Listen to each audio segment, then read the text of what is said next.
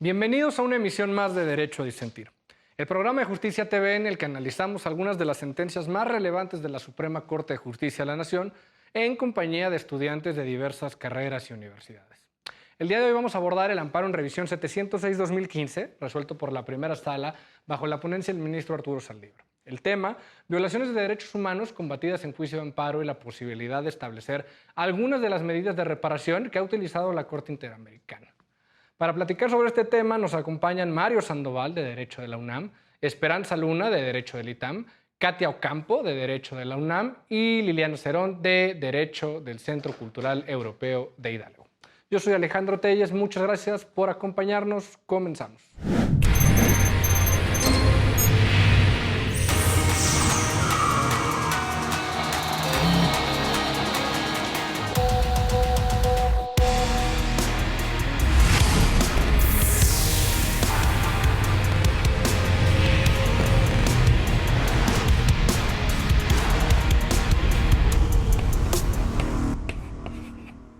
Pues bueno, les platico un poco. Dos mujeres presentaron un escrito ante el Registro Civil en Chihuahua manifestando su voluntad de unirse en matrimonio y solicitando el inicio del trámite correspondiente. La institución manifestó que no podía realizar dicha acción, pues se encontraba supeditada al cumplimiento de los requisitos que establecía el artículo 134 del Código Civil para ese estado.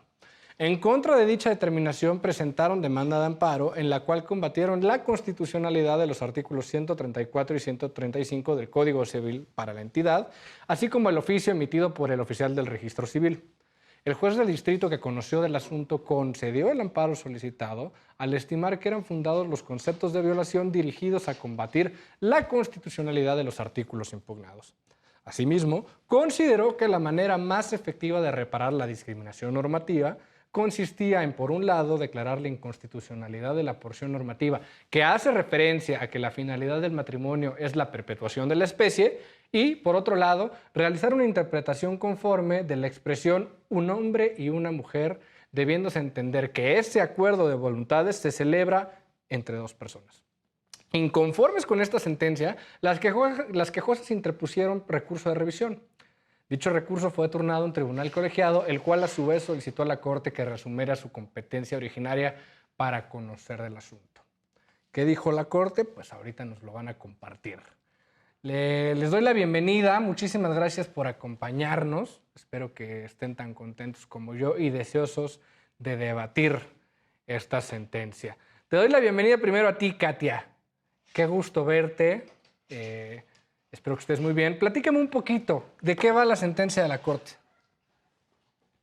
Me pareció una sentencia muy interesante porque lo que combatieron las quejosas es que justamente el juez de distrito no analizó los agravios en los que ellas solicitaban que se les concedieran reparaciones que ha utilizado la Corte Interamericana en sus sentencias. Entonces, el juez omite entrar al estudio de estos agravios y ellas combaten entonces la sentencia y piden a la Corte que se pronuncie. La Corte justamente se dedica a analizar justo estas medidas de reparación que se establecen en las sentencias de la Corte Interamericana. Y me gustó muchísimo porque hace todo un análisis conceptual de cómo la Corte Interamericana ha ido desarrollando estas medidas. Y la Corte termina analizando también si estas medidas son posibles a la luz de la ley de amparo y el nuevo bloque de constitucionalidad que tenemos en México, ¿no? Entonces, claro, resulta bastante interesante y la Corte incluso dice que es preciso reinterpretar las medidas en la ley de amparo y las medidas establecidas en la jurisprudencia interamericana para hacer del juicio de amparo un verdadero, digamos, un medio de defensa de los derechos humanos.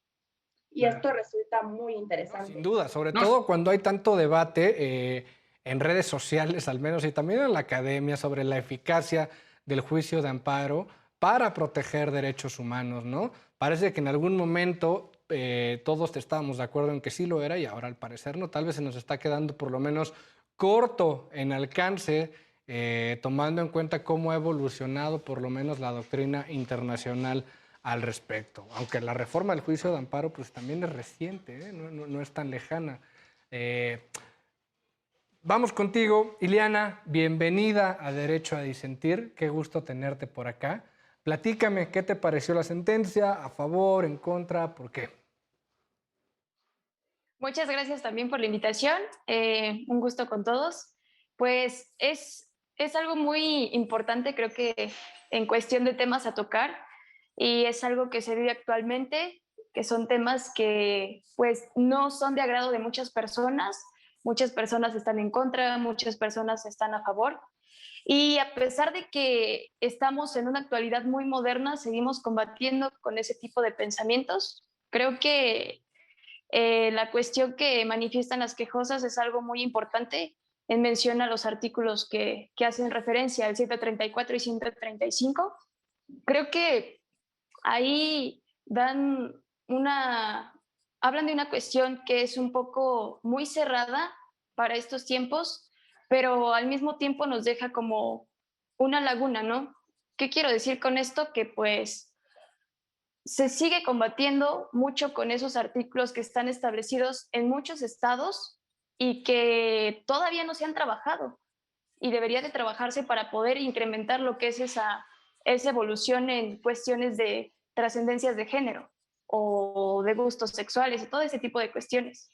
Entonces creo que es un tema muy interesante. Es un tema fundamental. He escuchado muchas opiniones últimamente sobre cómo tenemos que cambiar nuestras normas y todo nuestro sistema jurídico atendiendo ese desequilibrio que existía dentro de un sistema patriarcal, ¿no? Lo vamos a analizar sin duda. Esperanza, qué gusto volver a verte, qué gusto tenerte nuevamente aquí en Derecho a Disentir. Platícame, ¿qué te pareció la sentencia? Muy buenas tardes, de nuevo es un gusto estar aquí presente otra vez. Muchas gracias por la invitación. Yo considero que justamente esta sentencia, esta jurisprudencia marca una gran diferencia, por lo menos en el estado de Chihuahua, donde fue todo este tema, y que afortunadamente poco a poco estos estigmas y cuestiones de discriminación se van cancelando, se van erradicando. Y qué mejor manera de hacerlo que con las leyes, que con el sistema jurídico que actualmente tenemos.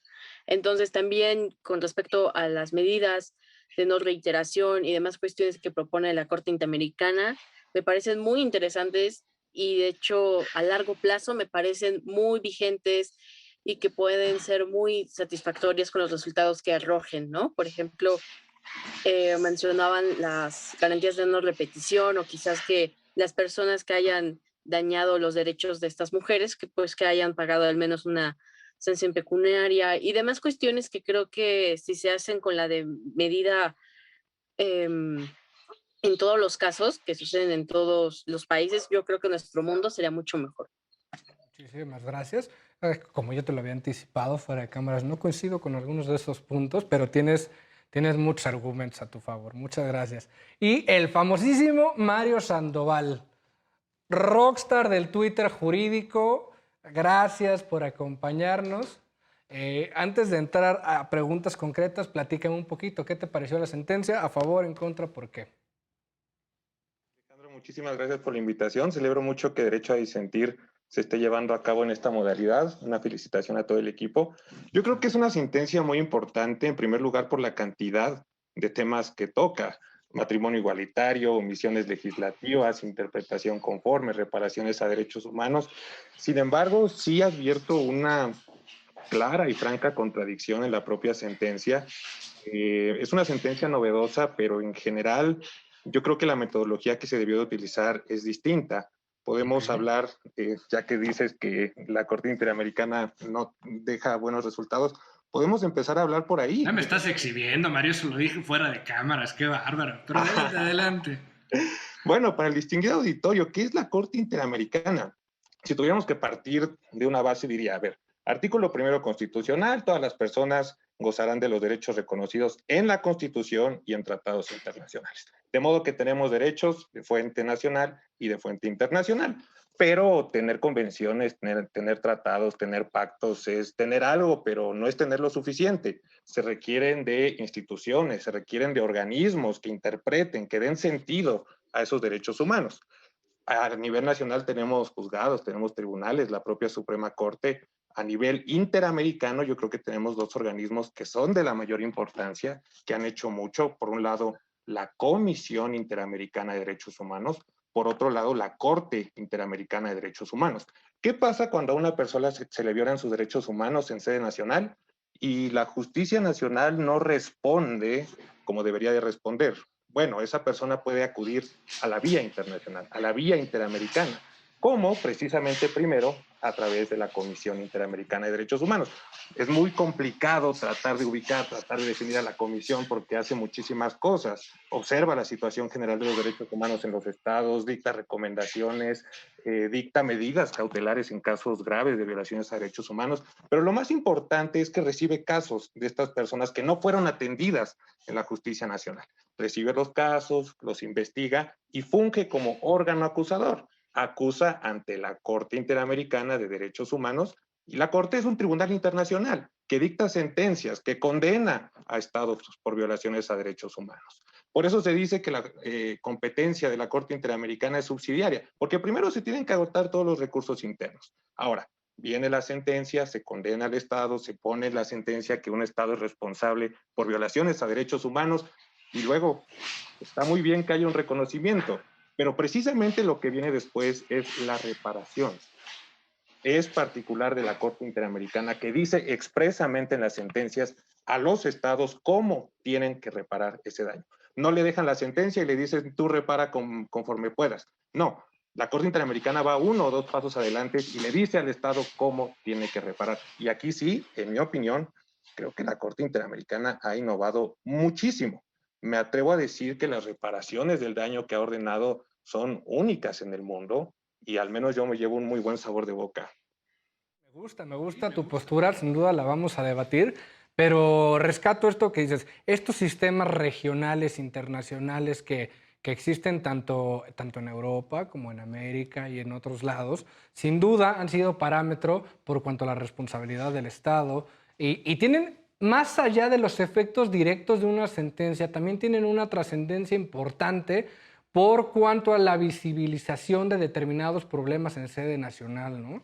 Por poner un ejemplo, tenemos el tema de la desaparición forzada en México, ¿no? Para no irnos tan lejos, donde la Corte Interamericana fue un pilar fundamental para que hasta incluso en estos años veamos que las autoridades se tienen que seguir ocupando de acatar las recomendaciones y de generar mecanismos que permitan a las víctimas una reparación de estos daños. Pero a ver, vamos un poquito hacia atrás, nada más para que no pase de largo el tema, porque uno de los agravios, uno de los motivos de disenso que se analiza en la sentencia es la insuficiencia de una interpretación conforme. Teóricamente es un tema maravilloso. ¿Por qué? Porque la Corte, en muchas sentencias, a efecto de salvaguardar la constitucionalidad de una norma jurídica, ha determinado que la misma se tiene que interpretar de cierto modo. Esto tiene un análisis ideológico bastante importante atrás. ¿Por qué? Porque cualquier ordenamiento jurídico, cualquier Estado de Derecho, va sobre la base de que necesitamos normas generales y estables a lo largo del tiempo, pero también tiene afectaciones como las que mencionan las quejosas, y es decir, el hecho de que tú salves la norma diciendo que o exponiendo que el que diga hombre y mujer está bien cuando se entiende de otra forma, me está discriminando, no está reparando de forma correcta esta situación. Quisiera saber, Ileana, ¿a ti qué te parece en este tema? ¿Te parece que está bien lo que hace la Corte o no? Pues yo creo que al dejar ese término en la cuestión que establece un hombre y una mujer, deja muy limitado a las demás aportaciones que se pueden tener, en este caso a las quejosas, que en ese sentido pues decían, ¿qué pasa con eso? Porque no encaja lo que nosotras queremos realizar. El trámite que queremos generar no se puede establecer, ya que viene establecido en el Código Civil que nada más contemplan a un hombre y a una mujer. Entonces, esa cuestión que es tan cerrada, pues deja mucho que decir. Creo que se necesita mucho la apertura de cuestiones normativas para que se pueda implementar la cuestión que se requiere en este sentido de las quejosas. Entonces, creo que es muy importante pues checar esa cuestión normativa para que pueda implementarse y se pueda generar, no sé, un cambio totalmente en ese sentido. Gracias. Esperanza, ¿tú qué opinas? Yo también comulgo mucho con mi compañera en el aspecto de que si seguimos ahora sí definiendo el matrimonio como la unión entre un hombre y una mujer, estamos invisibilizando, negando la existencia de otras parejas, y el caso referido son ambas mujeres, ¿no? Ambas quejosas. Y de hecho ya han existido anteriores tesis jurisprudenciales que han abordado el tema, ¿no? Entonces, y por ejemplo, está esta jurisprudencia 43-2015, cuyo rubro es matrimonio. La ley de cualquier entidad federativa que por un lado considere que la finalidad de aquel es la procreación y o que lo defina como aquel que se celebre entre un hombre y una mujer es inconstitucional, porque justamente está negando todos estos artículos y tratados internacionales que pues establecen la libertad de cada persona, libre desarrollo de cada persona. Si te quieres casar con F o Z, no es asunto público, es un asunto personal, ¿no? Entonces, me parece muy oportuno que en primera, en estos foros, abordemos estos temas que lamentablemente se siguen dando en nuestro país, y en segunda, que a raíz de estos foros podamos, por lo menos nosotros aquí presentes, llevar a cabo alguna campaña de información, o al menos compartirlo con nuestros compañeros de por qué definir el matrimonio como la unión entre un hombre y una mujer, más allá de que sea inconstitucional, es inhumano incluso. Claro. Yo creo que es mejor usar la definición, la unión entre dos personas, ¿no? Como mencionaba anteriormente. ¿Sabes qué? Sobre todo porque me preocupa el tema, no podemos obviar que existe una parte de la población, porque existe, aunque queremos invisibilizar ese discurso, que considera que la unión entre dos personas del mismo sexo debe ser posible, pero bajo otro nombre, ¿no? Iguales, pero separados. Entonces, pareciese que el hecho de que intentemos salvar la constitucionalidad de una norma que habla de hombre y mujer, pues pudiera potenciar ese tipo de discurso. ¿A ti qué te parece, Katia? Es interesante porque también es lo que dice la Corte cuando analiza que el juez de distrito haya utilizado de interpretación conforme. Y dice, es que no está bien que se haya utilizado interpretación conforme porque el texto continúa existiendo en su redacción y continúa siendo discriminatorio. Y la Corte ya tiene precedente de que cuando una norma discrimina con base en categorías sospechosas, no puede hacerse una interpretación conforme, tienes que declarar la inconstitucionalidad. Y esto va relacionado con todos estos cambios sociales que estamos teniendo. Como decían mis compañeras, es invisibilizar que las personas pueden contraer matrimonio con la persona que quieran, están en su derecho, y que debemos hacer cambios legislativos para, pues justamente que tengan esta protección sin necesidad de que recurran a medios jurisdiccionales incluso, ¿no? Entonces, sí me pareció como muy importante que la Corte dijera, no puede salvar la constitucionalidad de estas normas. En otros programas hemos analizado cómo una determinada norma jurídica puede generar discriminación no solo de forma directa, sino también indirecta. Esto es, en algunos casos, aun cuando la norma en su texto puede ser neutral, los efectos que provoca pueden generar una discriminación indirecta. Este no es el caso, aquí me parece que es directo lo que estamos viendo que puede generar la norma. Con esto vamos a regresar, Mario. Si me permites, vamos a un pequeño corte y regresamos. Esto es Derecho a Disentir, no te vayas.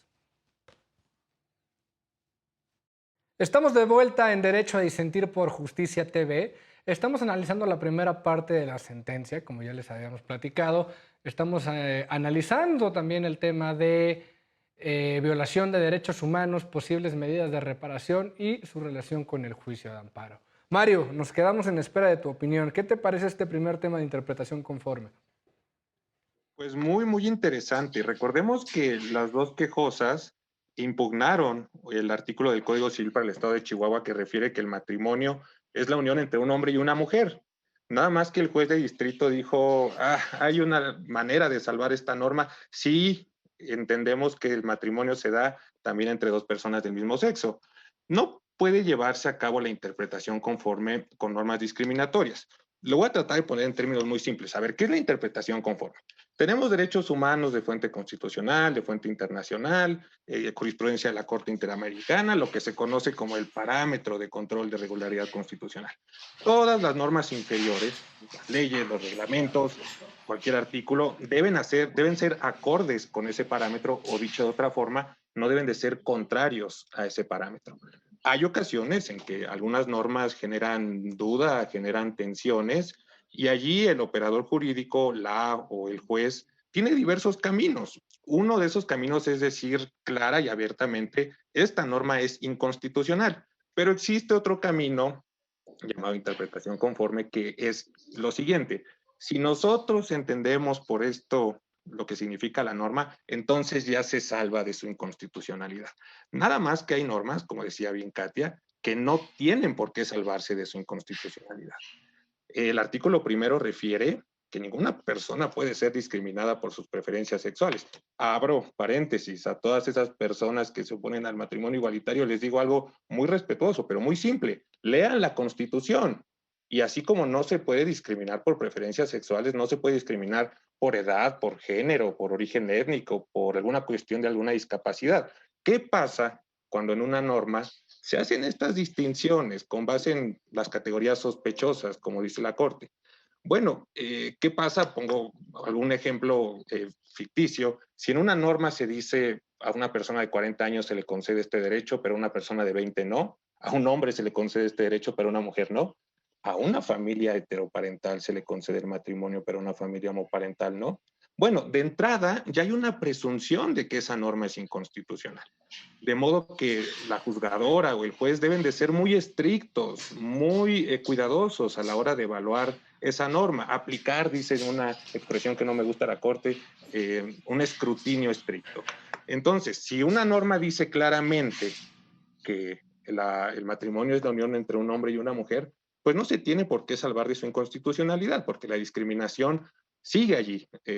La norma de alguna manera va a seguir discriminando. Entonces, al final lo que resolvió la Corte fue, esta norma es inconstitucional, lo cual me pareció muy bien. Oye, Mario, puede haber gente que esté viendo el programa y diga, yo estoy de acuerdo con Mario, no puede haber distinciones en la ley, sobre todo cuando hay categorías sospechosas. ¿Qué pasa con las acciones afirmativas? ¿Por qué en esos casos permitimos que sí haya distinciones en la ley? No, importantísimo esto que mencionas. No en todos los casos, digamos, se va a declarar inconstitucional estas normas. Hay casos que sí se pueden justificar. Obviamente son excepcionales. Yo creo que el caso perfecto que acabas de mencionar son las acciones afirmativas. No se está discriminando, no existe la discriminación inversa. No porque existan acciones afirmativas, por ejemplo, hacia personas con discapacidad o hacia mujeres, esto no significa una discriminación. Los hombres en ese caso, pues no sufrimos discriminación, me parece burdo. Yo creo que las acciones afirmativas tienen una razón de ser, buscan al menos que el piso esté parejo, ya cuando esté parejo quizás se puedan eliminar, pero tienen una razón de ser las acciones afirmativas. Claro. Saco el tema de acciones afirmativas porque también está relacionado con el tema de violación y vulneración de derechos humanos, ¿no? Y si bien se dan no en sede jurisdiccional, también son formas en las que puede actuar el Estado para reconocer un determinado estado de las cosas y buscar avanzar hacia un mejor estado, hacia una mayor protección. Ahora, Katia, nos platicabas al inicio del programa un poquito sobre estas medidas. ¿Qué estaban pidiendo las quejosas como tal? ¿Por qué hacer referencia a un órgano internacional? ¿Qué pedían? Quejosas citaron la Convención Americana en sus agravios y decían que querían que se les aplicara algunas medidas de reparación que habitualmente utiliza la Corte Interamericana de manera, como dice Mario, muy novedosa, innovadora y pionera. Y dentro de estas medidas solicitaban lo que se conoce como medidas de satisfacción y garantías de no repetición, además de los efectos tradicionales, digamos, del amparo, que es la restitución. Entonces, las quejosas solicitan estas medidas, el juez de distrito no las analizó y la corte dice, bueno, sí, el juez de distrito omitió el análisis, entonces yo voy a analizar lo que las quejosas me están planteando. Pero necesito también verificar si es posible que los jueces de amparo puedan dictar estas medidas de reparación, o sea, si tienen atribuciones, si la propia ley de amparo lo contempla, y como las circunstancias en que la Corte Interamericana suele decretar estas medidas de reparación versus a las circunstancias, digamos, de un amparo. Entonces, lo que hace la Corte es desarrollar conceptualmente y cita varios casos emblemáticos de la Corte Interamericana, entre ellos Campo Algodonero, y para justamente explicar en qué consisten estas medidas de satisfacción, garantías de no repetición, que ellos lo engloban en medidas no pecuniarias, medidas pecuniarias, que ese también lo solicitaban las quejosas, solicitaban una indemnización, y la restitución. Y entonces la Corte desglosa una por una de las medidas para ver si es posible en el marco de la ley de amparo. Okay.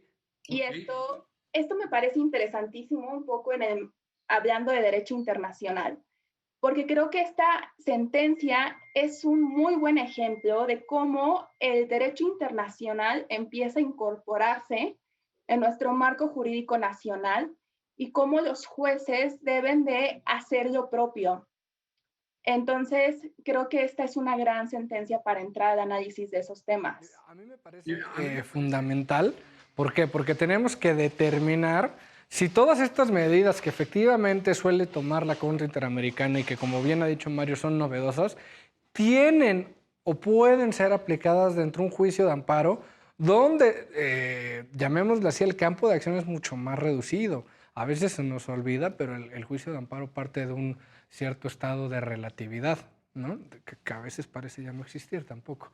Pero para poner en contexto a la gente que nos está viendo y que no están tan familiarizadas con el tema, con los asuntos de la Corte Interamericana, se ha dado casos donde, además de la cuantificación de la reparación del daño en términos monetarios, la Corte Interamericana ha pedido que se dé el Estado una disculpa pública, la generación de monumentos o de alguna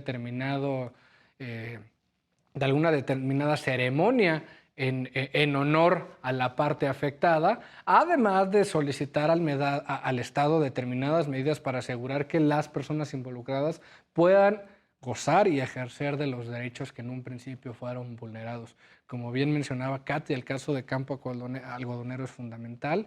Y vale la pena echarse un ojo de todos los precedentes que son sobre muchísimos temas que ha tenido la Corte Interamericana.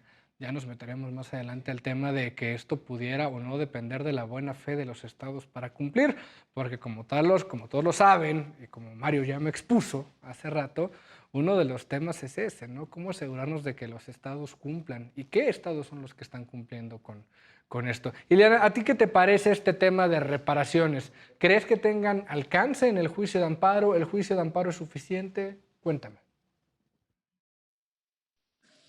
Pues yo creo que lo que solicitaban estas chicas, que era una cuestión de, pues de tratar de remediar la inconstitucionalidad, en este caso de esos artículos, pues trata de reflejar que necesitan lo que es unas medidas de reparación. Entonces, en este caso, no las obtienen porque les hacen saber que sí se cubrió la cuestión de tratar de modificar el artículo, pero como tal, y como hemos visto todos, no se cumplió del todo. Se trata de cumplir una parte nada más que ni siquiera puede, no sé, aportar a la cuestión de estas chicas, ¿no? Entonces es como en el sentido en el que no te vamos a dar las medidas de reparación porque sí cambiamos el artículo, pero no lo cambiamos como tal, como si ustedes lo quisieran tener.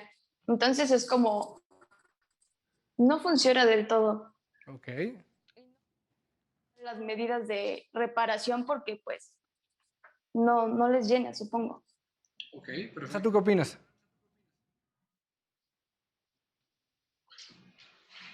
Yo considero que estoy en una especie de punto medio. No es, bueno, pues sí, en la medida de que sí considero las medidas de la Corte Interamericana las adecuadas, de tal forma que se aseguran de cierta forma que los estados no se aprovechen de la ingenuidad de la gente, ¿no? Por ejemplo, si dices, te pido una disculpa, ya no lo voy a volver a hacer, ok, hasta ahí queda, pero lamentablemente el mundo ha demostrado que no basta con disculpas y con un mero compromiso para cambiar, necesitamos acciones y lo mismo pasa en la ley. Entonces, yo considero que estas medidas, llámese de resarcir con algún pago o que realmente se modifiquen estos artículos de, del código, de este caso Código Civil de Chihuahua, pues es una gran pues avance para los derechos de la comunidad LGBTQ+, en este país que pues lamentablemente no es reconocido precisamente por ser el más abierto, el más tolerante, el más humano, por así decirlo, ¿no? Entonces considero que pues este juego que pues vaya, implementaron las quejas de primero ir a hablar con las autoridades correspondientes de su estado, después de una forma u otra buscar a la Suprema Corte, hacer mención de la Corte Interamericana y demás cuestiones, pues les funcionó a tal grado que son un precedente para otras parejas que quieran unirse y que ya puedan proceder en caso de que sufran discriminación. Ahora, con esto que mencionas, voy a trasladar un poco al tema que si bien no es central, va relacionado, porque como tal esta era la parte medular de la sentencia. Parece ser que cada vez en este tema de protección tanto de derechos individuales como de derechos sociales, estamos dando un mucho mayor peso a lo que tiene que hacer la judicatura, el poder judicial. ¿Es ahí hacia donde queremos transitar? Es decir, cada vez estamos permitiendo, partimos de un supuesto de división de poderes. En muchas de las líneas de pensamiento que ha tenido la Suprema Corte, ha tenido cierta referencia a la libertad configurativa que tiene el legislador. Pero cada vez hemos avanzado más hacia darle mayores potestades a los jueces, hacia darles la mayor injerencia dentro de políticas públicas, a que nos pidan que hagamos hospitales, a que nos pidan que reformemos la forma en la que se hacen proyectos culturales o incluso de ingresos o de egresos de la federación. ¿Hasta dónde, Mario? ¿Hasta dónde tenemos que permitir que los jueces sigan acaparando este campo? Muy interesante lo que planteas. Definitivamente se les ha dotado de más facultades a los jueces. Tenemos muchísimos ejemplos, desde algo tan simple como el control difuso, como la propia Declaratoria General de Inconstitucionalidad, como la cuestión de las omisiones legislativas. Me preguntas, ¿nos estamos excediendo al darle tanto a los jueces? Yo creo que no, porque el tema principal, el que está allí en medio, son los derechos humanos. Entonces, ahora, bueno, a estas dos quejosas se les concedió el amparo y estas dos quejosas pudieron contraer matrimonio. Nada más que yo revisé hace rato cómo está el Código Civil para el Estado de Chihuahua y, oh sorpresa, sigue señalando que el matrimonio es la unión entre un hombre y una mujer y sigue señalando de manera indirecta que el matrimonio tiene como finalidad perpetuar la especie. Parece que el Congreso de Chihuahua no se toma en serio estos temas, estas normas que discriminan. Posteriormente, quizá pueda venir la Declaratoria General de Inconstitucionalidad de la Corte, pero ese procedimiento es tardado o muy tardado. Se espera que con la reforma del Poder Judicial Federal sea menos tardado, lo cual celebro. Pero de veras vamos a caer en la ilusión de que las personas del mismo sexo que quieran contraer matrimonio van a estar promoviendo amparos. ¿O por qué no mejor los congresos de las entidades federativas que tienen normas que discriminan ponen en su agenda principal este tipo de temas? Por eso decía al principio, yo celebro muchísimo que Derecho a Disentir se esté llevando a cabo en esta modalidad porque pues distintos estudiantes pueden venir aquí a opinar. Yo creo que desde las universidades se puede empujar para que los congresos tengan como tema prioritario matrimonio igualitario, aborto, en fin, temas que yo creo que son de trascendencia nacional. Claro, y como bien lo mencionas, a ver, pongámonos también de la parte del legislador, ¿no? Que tiene cierto trabajo legislativo y de repente, antes tenían que juntarse 5 precedentes de la Suprema Corte, ¿no?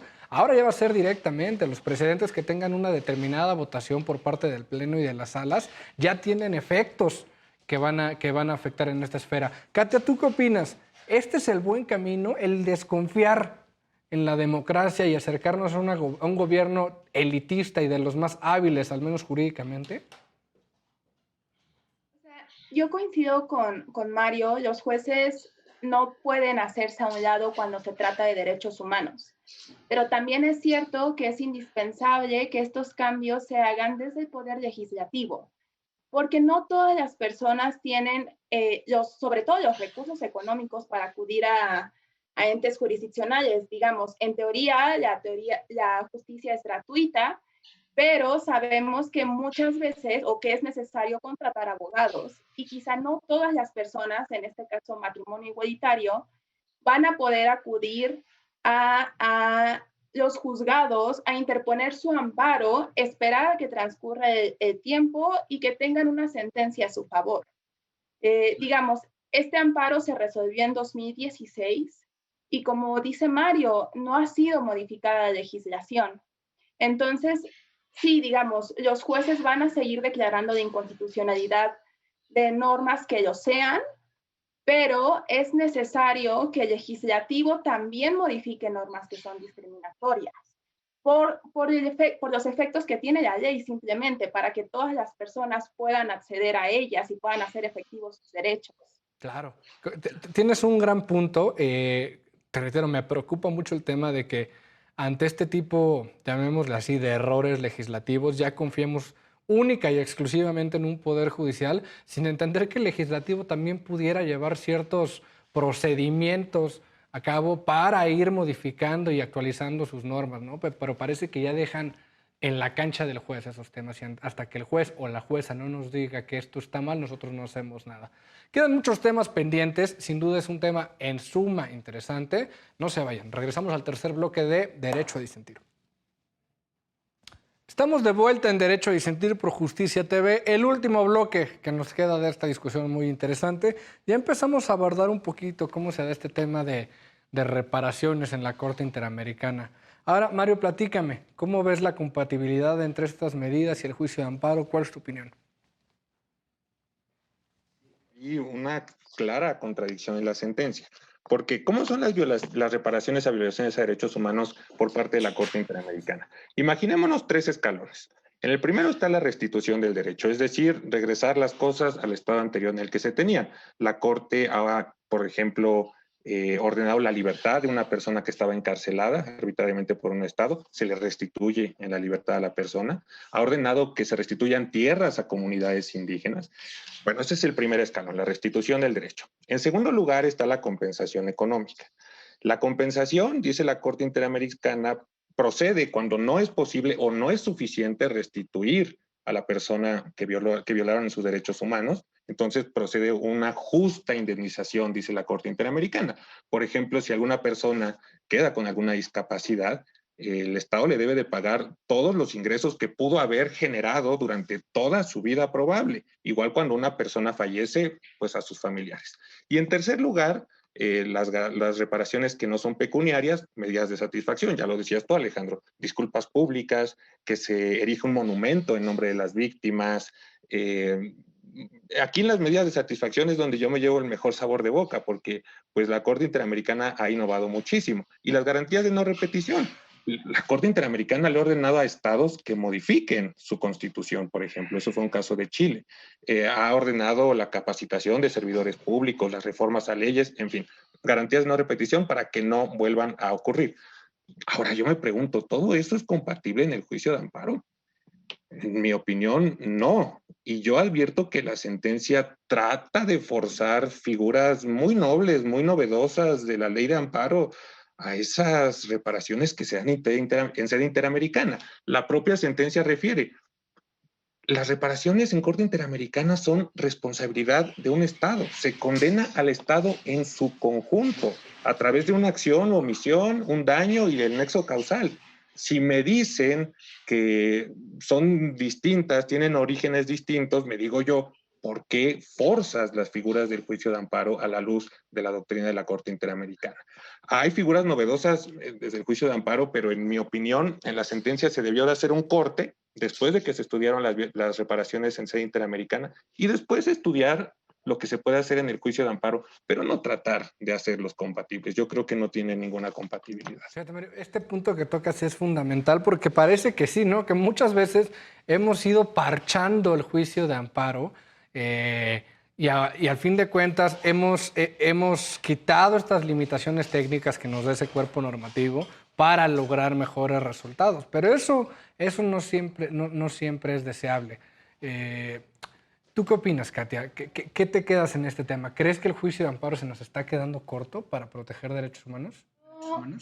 Difiero un poco de Mario y coincido un poco más con el voto concurrente del ministro Cosío, de que sí son compatibles e incluso la sentencia parece ser un poco tajante de decir, a ver, la ley de amparo, por ejemplo, no prevé que los jueces establezcan indemnizaciones, salvo un incidente, y no prevé tampoco medidas de satisfacción ni garantías de no repetición, salvo reinterpretando algunas disposiciones de la propia ley de amparo que pudieran fungir como tales.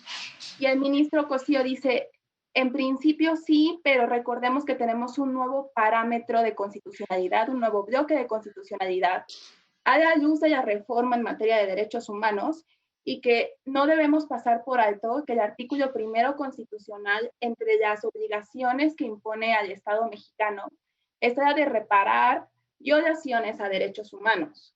Y dice, claro, no nos vamos a exceder de lo que prevé la ley de amparo, pero no podemos dejarlo fuera. Entonces sí es posible reinterpretarlas y aplicarlas, y los jueces pueden también como que establecer medidas para hacer efectivas sus propias sentencias.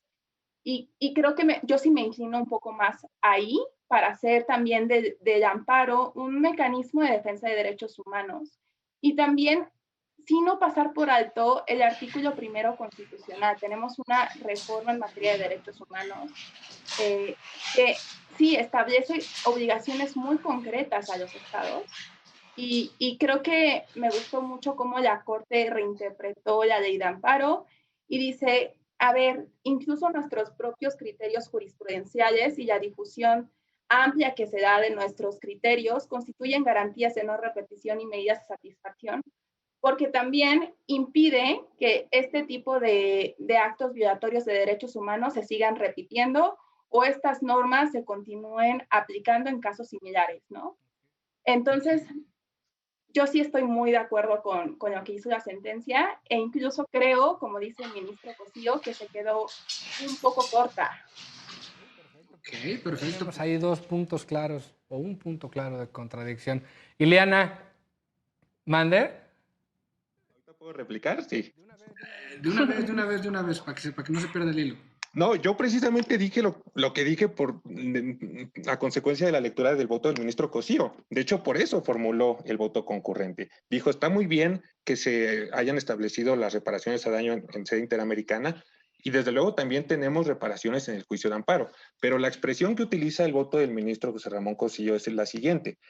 Se reinterpretó forzando un poco esas garantías de la ley de amparo.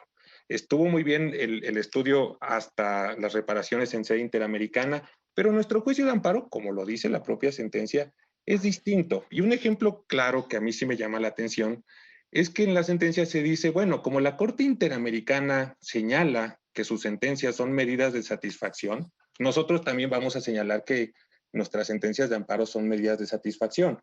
Yo tengo mis serias dudas. Yo, aterrizando ya un poco a la realidad, me cuesta trabajo que una persona que se le conceda un amparo, en todos los casos al menos, vea como satisfactorio si la mayoría de los casos ni siquiera entienden estas sentencias de amparo. No digo que sean reparaciones a derechos humanos, por supuesto que no lo son, pero tratar de forzar y meterlo en la categoría de garantías de satisfacción que ha dicho la Corte Interamericana, ahí es donde me pareció un poco excesivo.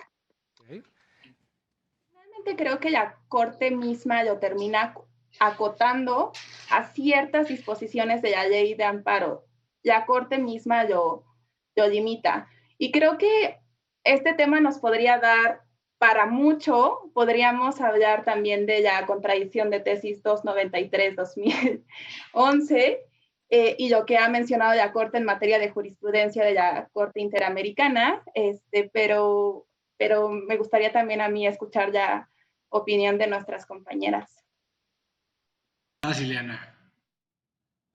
Ay, pues muy interesante, la verdad. Yo creo que como tal, las medidas de reparación que tratan de tomar, pues, como bien decía el compañero, ¿no? Son un poco, pues las tratan a lo mejor, no sé, de sustituir, por así decirlo, y no sé si vayan por una buena vía o vayan por un mal camino, pero también quería tocar el tema de que en cuestión de modelos de familia, no estaba también establecido lo que era esta situación. Entonces yo creo que el tratar de marcar como un nuevo modelo de familia, estas nuevas, no sé, estilos de vida o convivencias, creo que sería muy importante tratar de meterlos. Muchas gracias. Esperanza. Bueno, para ir cerrando, yo desconocía algunos datos que Mario nos compartió respecto a qué tan compatibles o no son bueno, la ley de amparo y las medidas que estableció la Corte Interamericana. Yo me llevo un gran conocimiento muy enriquecedor, muchos aprendizajes y sobre todo me llevo la esperanza de que algún día pues la Corte y demás instituciones y pues jueces o personas encargadas de impartir justicia, pues realmente lo hagan con, más allá de una perspectiva de género, con una perspectiva humanista, de tal forma que vean a todas las personas como iguales, como igual de valiosas, respetando su dignidad y su integridad, porque al hacer leyes, códigos inconstitucionales o que al menos limitan los derechos de ciertas personas, en este caso de ambas quejosas integrantes de la comunidad LGBTQ+, pues hacen pensar que realmente no hay ninguna empatía en este país, ¿no? Entonces yo creo que para justamente ir reformando nuestra cultura, nuestra sociedad, qué mejor manera de hacerlo que a partir del derecho y de las sentencias que emite la Corte, ¿no? Yo creo que con eso me llevo bastante. Y más allá de un conocimiento intelectual y todo eso, pues ahora sí es un golpe contra la realidad, un golpe de realidad que día con día yo creo que a todas y a todos aquí presentes nos dan muchas lecciones y mucho crecimiento personal. Muchísimas gracias. Ileana, aportando tu última participación, ¿algo con lo que quieras concluir? No, pues también el agradecimiento de poder escuchar muchos temas que son muy importantes. La verdad es que son cosas que siguen pasando, van a seguir pasando y se tiene que seguir enfrentando con esas realidades y también tratar de cambiar lo que son las inconstitucionalidades para que así pueda haber pues un mejor crecimiento en cuestión de derecho y en cuestión de derechos para las personas. Muchísimas Gracias. Para cerrar, Mario, ¿con qué te gustaría concluir? Agradecerte muchísimo, agradecerle a todo el equipo de Derecho a Disentir, a mis compañeras. Hay un tema que nos faltó tocar, el referente a las omisiones legislativas, porque el juez de distrito tampoco se pronunció respecto de las omisiones legislativas. Yo sé que las y los abogados nos desgarramos las vestiduras con las omisiones legislativas diciendo que debe de haber un mandamiento expreso de la Constitución para legislar. El año pasado se discutió un proyecto muy interesante del ministro González Alcántara en el que replanteaba este tema de las omisiones legislativas. Yo nada más digo que legislar también significa reformar, también significa derogar. Entonces, si partimos de esta base, yo creo que se pueden crear obligaciones para los congresos, para diferentes autoridades, siempre en beneficio de los derechos humanos. De nuevo te agradezco la invitación y muchas gracias. Está muy interesante. Férreo defensor del activismo judicial. Katia, haznos el honor, por favor, de cerrar este programa. Gracias por la invitación. Aprendí muchísimo de todas y todos ustedes. Creo que, sin duda, es muy valioso ver que los jueces están teniendo como tema central los derechos humanos en sus sentencias, que la Corte también está siendo pionera en impulsar estos derechos humanos, pero sin duda creo que no puede trasladarse esta carga completamente al Poder Judicial y que es necesario que desde la sociedad civil y desde las universidades y diferentes, incluso propios entes de gobierno, se impulsen cambios legislativos para que todas las personas puedan hacer efectivos sus derechos. Entonces, sí, creo que son sentencias maravillosas, pero urge que, por ejemplo, aquí toda la comunidad LGBT pueda acceder al matrimonio. Creo que esa sería mi conclusión. Muchísimas gracias, coincido con la gran mayoría de los puntos que mencionan. Me quedo ahí un poco dudoso de esta desconfianza que tienen en las mayorías para definir algunos asuntos de relevancia nacional. Muchísimas gracias por acompañarnos y también en casa. Muchísimas gracias. Espero que hayan disfrutado este debate tanto como nosotros. Yo soy Alejandro Telles. Esto fue Derecho a Disentir. Nos vemos la próxima semana.